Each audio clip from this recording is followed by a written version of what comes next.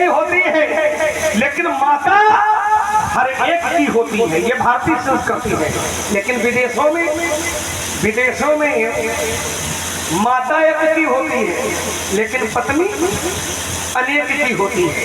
क्यों? क्योंकि भारत में पत्नी का जो संबंध होता है वो एक संस्कार है। 16 संस्कार होते हैं और 16 संस्कारों में पति पत्नी का जो संबंध होता है एक संस्कार है। लेकिन विदेशों में ये संस्कार नहीं है, वहाँ व्यापार है। इसीलिए तो व्यास जी मेरी 4 पंक्तियां और हमारे भाई बाबूजी विश्वकर्मा रामा देवी से आप भी प्रभावित हुए। आपकी ओर से भी 21 वसुंधराएं भार्गव से सामने के चरणों में, 21 वसुंधराएं श्री लक्ष्मण जी के चरणों में और 21 वसुंधराएं व्यासपीठ पर प्रदान की गई हैं। बहुत बहुत धन्यवाद। और देखिए भारत की इसकी संस्कृति जो है ये मात्र सत्य प्रधान है। हमारे यहाँ वृक्षों में माता का दर्शन होता है, पशुओं में माता का दर्शन होता है, बहते हुए पानी में माता का दर्शन होता है, वृक्षों में तुलसी माता के रूप में, नदियों में गंगा यमुना सरस्वती के रूप में, है ना। तो कहने का भाव ये है कि जो भारतीय संस्कृति है वो मात्र शक्ति प्रधान है। हमारे यहाँ मात्र शक्ति और देखिए, और इसीलिए दुनिया में परमात्मा ने आज तक कोई अवतार नहीं लिया। जब परमात्मा ने अवतार लिया है तब केवल भारत की धरती पर ही अवतार लिया है। क्यों? ऐसा क्यों? नहीं, परमात्मा तो वो है जिन्होंने हमको भी पैदा किया है और उनको भी पैदा किया है। तो आखिर वहां क्यों जन्म नहीं होता भगवान का, यहाँ क्यों होता है? तो एक निष्कर्ष किया मिला हमको। कब? जब चिंतन किया तब क्या मिला कि दुनिया में देश बहुत है, लेकिन किसी भी देश को माता के नाम से संबोधित नहीं किया जाता है। विश्व का इकलौता देश है अपना भारत, जिसको हम लोग माता के नाम से जानते हैं। और जो जहाँ माँ होगी मित्र बच्चा वही पैदा होगा, क्योंकि बिना माँ के बच्चा पैदा नहीं हो सकता है। तो जब दुनिया में कोई देश माँ है नहीं तो भगवान कहाँ पैदा हो? भगवान तो वही पैदा होंगे जहाँ माँ होगी, क्योंकि बिना माँ के थोड़ी कोई पैदा हो जाएगा। आइए 4 पंक्तियां व्यास की हमारी प्रस्तुत हम भाग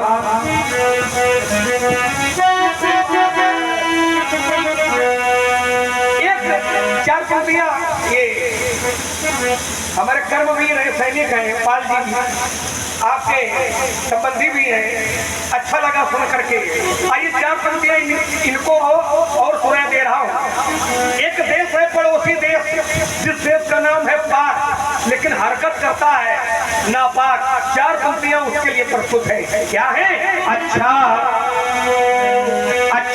यूं ही चलने देंगे, अच्छा यूं ही चलने देंगे, वो हम अपना भाग्य बना लेंगे। रात में सुन रहा था लेटे लेटे, तो जिस समय नृत्य हो रहा था तो बड़ा पुरस्कार चल रहा था। घोड़ा सिंह 50 रुपया, गधा सिंह 250 रुपया। तो सब घोड़ा गधा बेच के सो रहे हैं। होना भी चाहिए, ये तो प्रवृत्ति होती है, प्रवृत्ति होती है व्यक्ति की प्रवृत्ति। बहुत लोग हैं जो सुबह आए हैं संवाद सुनने के लिए, उनकी प्रवृत्ति है, उनकी प्रवृत्ति परशुराम जी से मिलती है, उनकी प्रवृत्ति लक्ष्मण से मिलती है, राम जी से मिलती है। तो उन्होंने सोचा कि रात में नाचा ही होगा, सुबह चलेंगे आनंद लेने, है ना।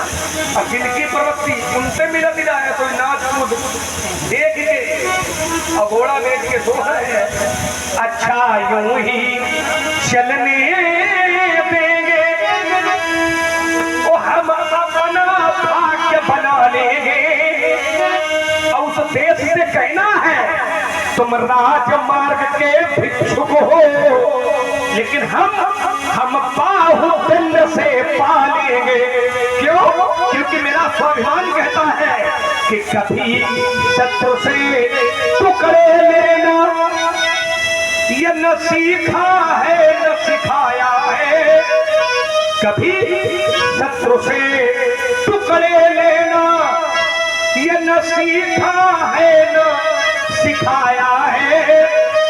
और सदा शक्ति से शक्ति उपार्जन इतिहासों ने गाया है। एक वहां का बड़ा व्यक्ति था, उसने एक बार भाषण दिया समाचार पत्रों में प्रकाशित हुआ, हमने भी पढ़ा, भाषण दिया था, कितने अस्त्र शस्त्र बनवाए हैं, ये देखने के लिए थोड़ी है, ये तो भारत पर छोड़ने के लिए है। तो उससे मैंने कह दिया कि जो अस्त्र हमें दिखलाते हो, जो अस्त्र हमें दिखलाते हो, ये जूठन हमने त्यागे हैं। जो अस्त्र हमें दिखलाते हो, ये जूठन हमने त्यागे हैं। और टुकड़े छोड़े हमने तुमको, तब भाग्य तुम्हारे जागे हैं। टुकड़े छोड़े हमने तुमको, तब भाग्य तुम्हारे जागे हैं। इतनी बार जब जंग हुई, इतनी बार जब जंग हुई, तब भी तुम हमसे हारे थे। और तुम हारे थे, हम जीते थे, हम जीते थे, तुम हारे थे। अब की बार जो जंग हुई, अब की बार जो जंग हुई, तो फिर नाम निशान नहीं होगा। और कश्मीर भी होगा भारत में, पर पाकिस्तान नहीं होगा। क्यों नहीं होगा? सोने की बनी अंगूठी है, वो राजा थोड़ी है, अब सोने की बनी अंगूठी है, और उसमें भी बड़ा नगीना है। और इस समय वर्तमान में हर जवान का नाप के देखो 56 इंची सीना है। सोने की बनी अंगूठी है। ये चर्चा बहुत पुरानी है। सोने की बनी अंगूठी है, ये चर्चा बहुत पुरानी है। और 370 की चर्चा करता हर हिंदुस्तानी है। कश्मीर भी होगा भारत में, पर पाकिस्तान नहीं होगा। क्यों नहीं होगा पाकिस्तान? इसलिए नहीं होगा, करे गलती कभी भी ना उसे भगवान कहते हैं। करे गलती कभी भी ना उसे भगवान कहते हैं। करे गलती माने उसे तो उसे इंसान कहते हैं। करे गलती न माने उसे तो उसे शैतान कहते हैं। करे गलती पर गलती तो उसे पाकिस्तान कहते हैं। इन्होंने कहा था कि हमारे यहाँ की संस्कृति है, हमारे देश की अपनी सभ्यता है कि हमारे यहाँ जो नारी होती है वो माता अनेक की होती है, लेकिन पत्नी एक की होती है। उन्होंने बताया कि विदेशों में ठीक इसका उल्टा, वहाँ माता एक की होती है और पत्नी अनेक की होती है। ऐसा नहीं है, विदेशों में पत्नी होती ही नहीं है। और पत्नी मात्र भारत में होती है, विदेशों में पत्नी नहीं होती है। हाँ, यही प्रश्न एक व्यक्ति ने दूसरे प्रश्न किया कि वहाँ अगर पत्नी नहीं होती तो क्या होता है? तो उन्होंने बताया कि उसको आंग्ल भाषा में बताया गया। आंग्ल भाषा में क्या कहते हैं उसको? हाँ, वाइफ। लोग आप वहाँ विदेशों में पत्नी नहीं होती, वहाँ वाइफ होती है। तो उसने कहा कि वाइफ क्या है? तो उसने बताया कि वाइफ इज नाइफ। हाँ, उसने कहा हाँ, उसने कहा नाइफ क्या है? उसने कहा नाइफ माने, उसने कहा चाकू। बोले वहाँ की जो वाइफ है चाकू का काम क्या है? काटने का काम करता है। हाँ, काटने काम करती है। तो इसीलिए अनेक की होती है, एक को काटा, दूसरे को ग्रहण किया, तीसरे को ग्रहण किया, क्योंकि वहाँ पर वाइफ होती है और वाइफ इज नाइफ उसने बताया, लेकिन पत्नी मात्र भारत में होती है। और सुन रहे सुंदर संवाद, इससे प्रभावित हुए हमारे बड़े भैया दीपक पाल, आपकी तरफ से 21 पुष्पमुद्राएं सादर सप्रेम भेंट की गई हैं। माधव मिस्त्री, आपके द्वारा 21 पुष्पमुद्राएं सप्रेम भेंट की गई हैं। अरुण पासवान किरमा, आपकी तरफ से 51 पुष्पमुद्राएं सप्रेम भेंट की गई हैं। सभी दानदाताओं को साधुवाद, धन्यवाद। पत्नी मात्र भारत में होती है। वैसी पत्नी दो शब्दों के योग से बना है। पत और नी, पत। ये धातु है वैसे, ये धातु है, धातु है। पत माने गिरना, पतति पतता पतंती, व्याकरण के जानकार बैठे होंगे। पतति पतता पतंती, पतति पतता पतत पथामि पथावा पथामा, ये धातु रूप है। पत माने गिरना और नी माने ले जाना। अगर भारत की कोई भी किसी पत्नी का पति यदि मार्ग से भटक गया है, मार्ग से गिर गया है, तो यहाँ की पत्नी को उठाकर सन्मार्ग में ले जाने का काम करती है। इसलिए पत्नी मात्र भारत में पाई जाती है, विदेशों में पत्नी होती नहीं है। यहाँ की जो नारी होती है, नारी यहाँ ना हरि, जिसका कोई शत्रु न हो। यहाँ की जो नारी है, अरे वो तो यमराज से गिरकर अपने पति के प्राण वापस ले लेती है। इसलिए पत्नी मात्र भारत में पाई जाती है। भारत विशेषता ने बताई कि हाँ, जब हम जल में दर्शन करते हैं तो माँ का रूप देखते हैं, पेड़ पौधों में माता का रूप देखते हैं, तुलसी माता, विचरते हुए पशु में माता का दर्शन करते हैं, गौ माता। हम धरती में, मिट्टी में माता के दर्शन करते हैं, धरती माता।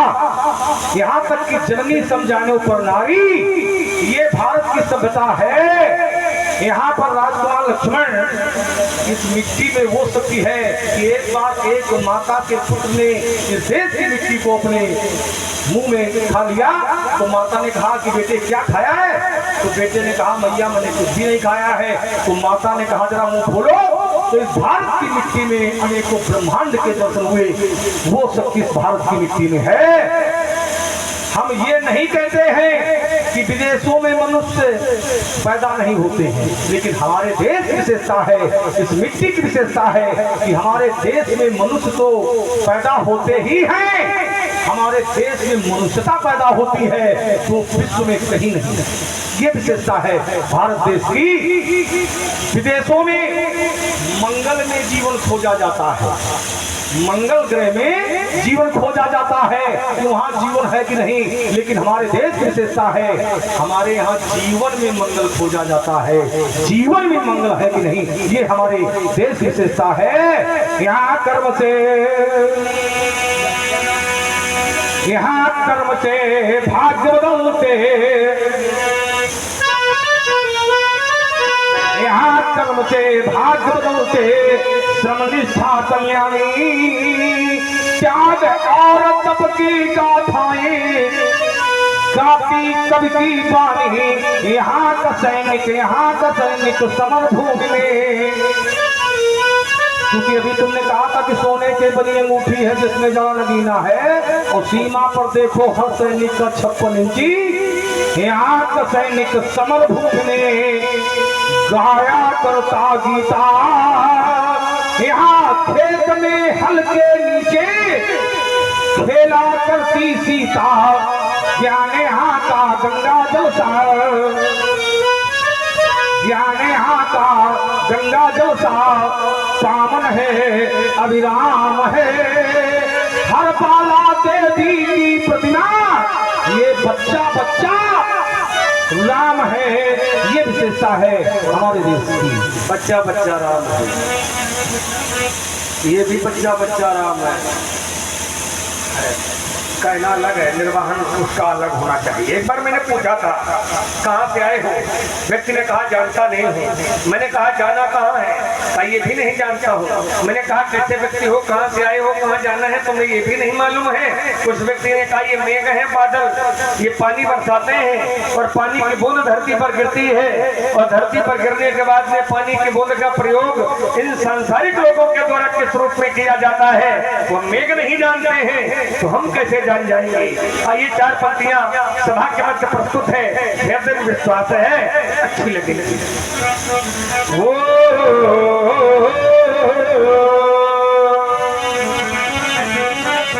कहाँ से आए, कैसे आए, किसी को ये मालूम नहीं। कहाँ से आए, कैसे आए, किसी को ये मालूम नहीं। कौन बूंद मोती बन जा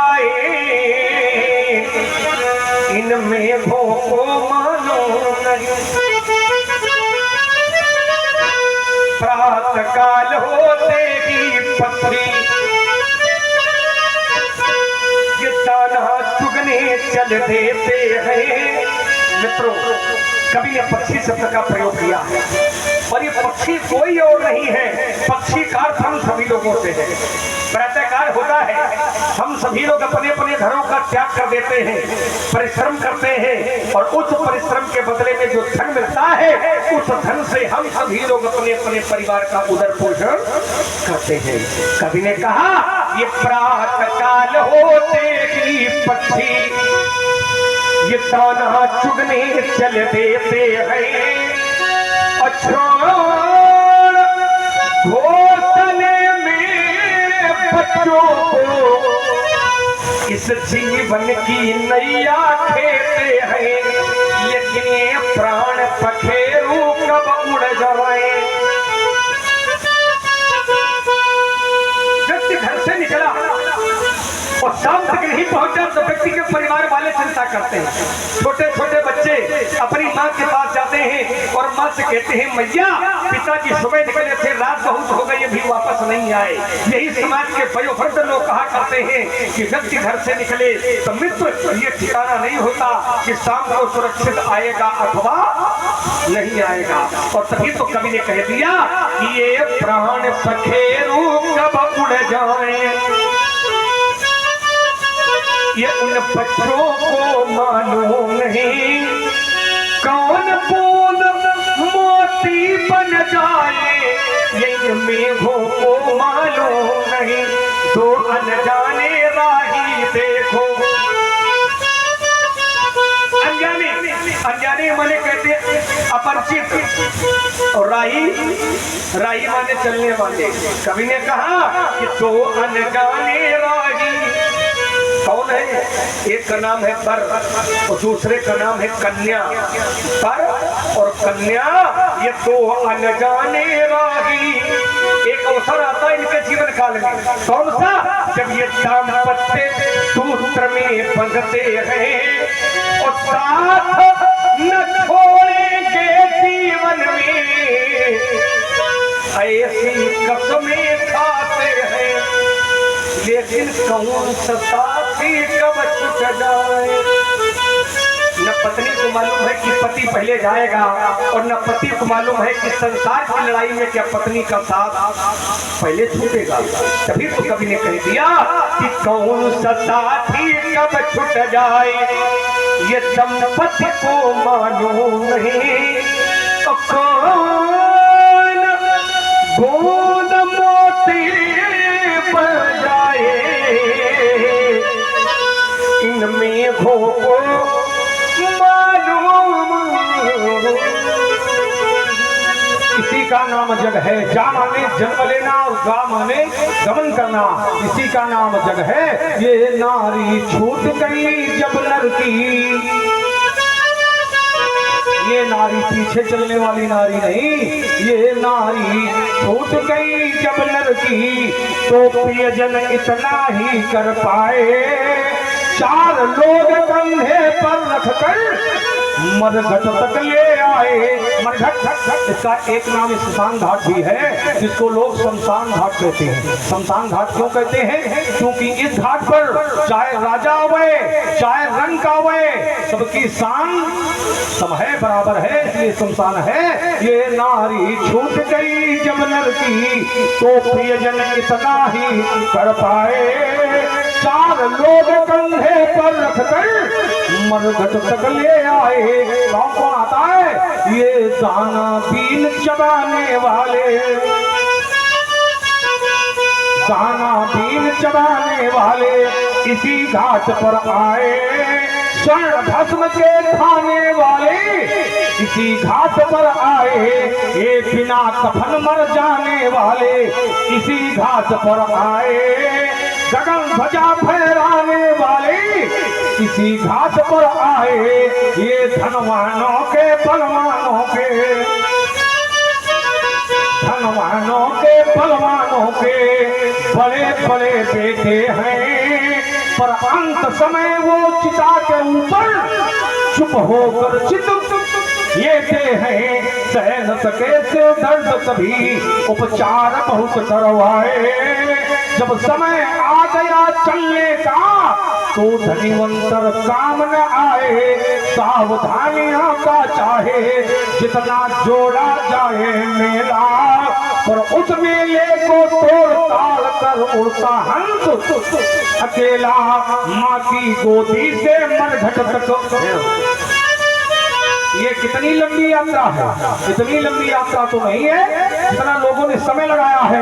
रचनाकार ने बताया कि यात्रा कितनी लंबी है और लोगों ने समय इसमें कितना लगाया है। माँ की गोदी से मरघट तक कितनी है ये दूरी, जिसको तय करने में सबने उम्र लगा दी पूरी। किसी कबीले इस शरीर को कंचन काया नाम दिया है। उस कबीले ने इस शरीर पर कसकर व्यंग किया है। व्यंग क्या है? सोने की राखी देखो तो ऊंचे दामों में बिकती है, पर हार मानो तेरी राखी उड़ी उड़ी फिरती है। यही उसने व्यंग किया है। और हमारे परम आदरणीय राकेश जी अवस्थी आपकी तरफ से 101 पुष्प मुद्राएं सब प्रेम भेंट की गई हैं। सभी दानदाताओं को साधुवाद, धन्यवाद। सोने की राखी को देखो ऊंचे दामों में बिकती है, पर हाय रे मानो तेरी राखी उड़ी उड़ी फिरती है। ये साधारण कवि है, इसलिए ऐसी बात कर रहा है। क्योंकि सब्जी बेचने वाले से कहो कि तुम मणि का मूल्य बताओ, तो सब्जी बेचने वाला मणि के मूल्य को थोड़ी बता पाता है। तो मोसन कही जात न कैसे और शाक बनिक मणि गुण गण जैसे। जैसे सब्जी बेचने वाला मणि के मूल्य को नहीं बता सकता, वैसे साधारण कवि मनुष्य की राख का मूल्य नहीं बता सकता है। मनुष्य की राख का मूल्य जिसको जानना हो वो भोले बाबा से पूछ ले। 12 ज्योतिर्लिंग है और एक उसमें ज्योतिर्लिंग ऐसा है जहाँ की आरती ही चिता भस्म से होती है। कौन है? महाकाल, है ना? वहाँ की जो आरती होती है वो चिता भस्म से ही होती है। इसलिए शास्त्र कहता है क्या, धन को धरा के बीच में बड़े बड़े धनाढ्य लोग पड़े हैं, लेकिन धन व्यय करने की उनको तमीज नहीं है। बुरा न मानना, अच्छा जो मान लिया तो मान भी जाना, हमारा क्या कर लोगे। धन का भी सदुपयोग होता, दुरुपयोग होता। सदुपयोग दुरुपयोग के बीच का अगर अंतर मनुष्य नहीं जान पाया तो तुम मनुष्य कहलाने का अधिकारी नहीं हो। धन का सदुपयोग भी होता है, धन का दुरुपयोग भी होता है। सदुपयोग कहाँ होता है? आचार्य कहते हैं, अच्छा रात में जो धन तुमने बताया कि वो घोड़ा से और गधा से, ये कौन सा है? सदुपयोग वाला है कि दुरुपयोग वाला? ये वही वाला है, ना यहाँ का है ना वहाँ का है। एक के गुरुजी ने तीन रुपए दिए थे। गुरुजी ने शिष्य को 3 मुद्राएं दी, कहा बेटा इनको अपने हिसाब से अपने बुद्धि से तुम खर्चा करो। तो शिष्य ने कहा ठीक है, लेके चला। थोड़ी दूर चला तो भूख लगी, तो 1 मुद्रा का अपने लिए कुछ खा लिया। आगे चला तो नाच हो रहा था, 1 वहां दे दिया। और आगे चला तो एक जगह लक्ष्मण परशुराम संवाद हो ही रहा था, तो 1 वहां दे दिया। लौट करके आया, गुरुजी ने पूछा बताओ कहाँ दिए? तो बोले 1 रुपए तो गुरुजी खा लिया। बोले ठीक किया, ये अब का हो गया है? बोले 1 लक्ष्मण परशुराम जी और राम जी का चरित्र हो रहा था, 1 वहां दे दिया। बोले ये तब का हो गया है? बोले 1 नाच में दे दिया। बोले ना ये अब का रहा है ना ये तब का रहा है। इसलिए मैंने कहा था घोड़ा से है वो। क्यों? क्योंकि धन है तो धरा के बीच में सबका धरा रह जाएगा। क्योंकि जब वहां से आए थे तो कुछ लेकर के नहीं आए थे, और कुछ यहाँ से जब जाओगे तब भी कुछ लेकर के नहीं जा पाओगे। जैसे आए थे वैसे जाओगे। एक बात और बता दें, कवि ने कहा है धन तो धरा के बीच में। जब हमारा आगमन इस धरती पर पहली बार हुआ था तो पहला स्नान दूसरे लोगों ने करवाया था। तो विश्वास मानना कि जब हम लोग यहाँ से जाएंगे तो अंतिम स्नान भी दूसरे लोग करवाएंगे। धन को धरा के बीच में सबका धरा रह जाएगा, पशु भी बंधे रह जाएंगे, जब अंत का दिन आएगा। नारी लगे प्यारी तुम्हारी, तुम्हें देखती रह जाएगी, जिस देह पर तू गर्भ करता वो धूल में मिल जाएगी। वैभव तुम्हारा इस जगत में काम कुछ ना आएगा, सब कुछ यही रह जाएगा जब अंत का दिन। क्यों? क्योंकि मैंने देखा है राजा रहा है न रानी रहेगी यहाँ, राजा रहा है न रानी रहेगी यहाँ, और ये भवन ना रहेंगे न कोई छानी रह जाएगी, वो हम भी ना रहेंगे और तुम सब भी ना रहोगे यहाँ। कहने को केवल कहानी रह जा। क्यों? क्योंकि मैंने देखा है साथी है मित्र जल बिंदु पान तक, साथी है मित्र जल बिंदु पान तक, अर्धांगिनी बढ़ेगी तो केवल मकान तक। परिवार के सब लोग चलेंगे इस मसान घाट तक, तो बेटा भी हक निभाएगा वो भी अग्निदान। इसके आगे कोई चलेगा क्या? इसके आगे कोई साथी है क्या? पर मैंने ढूंढ लिया इसके तो आगे, इसके तो आगे केवल भगवान का भजन है रे साथी, इसके तो आगे भजन है रे साथी, और भजन के बिना तू अकेला रहेगा। रे मन ये 2 दिन का, रे मन ये 2 दिन का ये मेला रहेगा, ये कायम न जग का ये झमेला। क्योंकि मैंने देखा है आंखों से कि कोठी बंगले खड़े थे, बड़े बड़े धनाढ्य लोग थे, कोठी बंगले खड़े थे, ये खड़े रह गए हर नगीने चढ़े रह गए।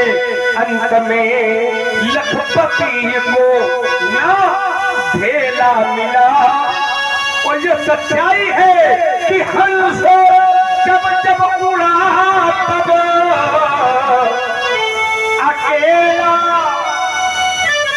ये जो मैं कह रहा हूँ व्यास जी, ये को नहीं जान बेटे संसारा। कौन है जो नहीं जानता? माता पिता ऋण है नी के गुरु ऋण रहा, सोच पढ़े जी के अब आनी बेवहरिया बोली तुरंत देव मैं थैली। अब आनी बेवहरिया बोली। बेवहरिया नाम भगवान शंकर का। भगवान शंकर को हम आदेशित नहीं कर सकते हैं, लेकिन इस समय इतने लोग यहाँ पर उपस्थित हैं, दूर भी हैं, यदि हमारी ध्वनि उन तक पहुँच रही है, यही हमारे निकटतम व्यवहारी है। क्योंकि इन सभी लोगों का तन मन धन प्रत्यक्षा परोक्ष किसी न किसी रूप में सबका सहयोग है, और इस धर्म के कार्य में जिसका भी सहयोग है है वही हमारा निकटतम व्यवहारी है, फिर भी हम चाहेंगे, क्या वैसे तो सभी व्यवहारी हैं, फिर भी हम चाहेंगे कि समिति के जितने भी लोग यहाँ पर हो, यदि हमारी ध्वनि उन तक पहुँच रही हो तो अपना अमूल्य समय हमें कुछ क्षण के लिए अवश्य दें। इसमें संकोच नहीं होना चाहिए। समिति के लोग बाबा जी को बुला लो, हमारे महाराज जी को भी। हाँ महाराज जी भाई हमारे आ जाए, और जो भी लोग समिति के हों 2-4 लोग, 9-1 बालकों की कमेटी है, आ जाए सब लोगों को, आ जाए। इसमें संकोच नहीं होना चाहिए। व्यास जी संकोच क्यों नहीं होना चाहिए? इसलिए संकोच नहीं होना चाहिए क्योंकि सारा संसार काम काज में लगा हुआ है, लेकिन धन्य है ये नगर, धन्य है इस नगर के लोग जिन्होंने तन मन धन से काम काज करते हुए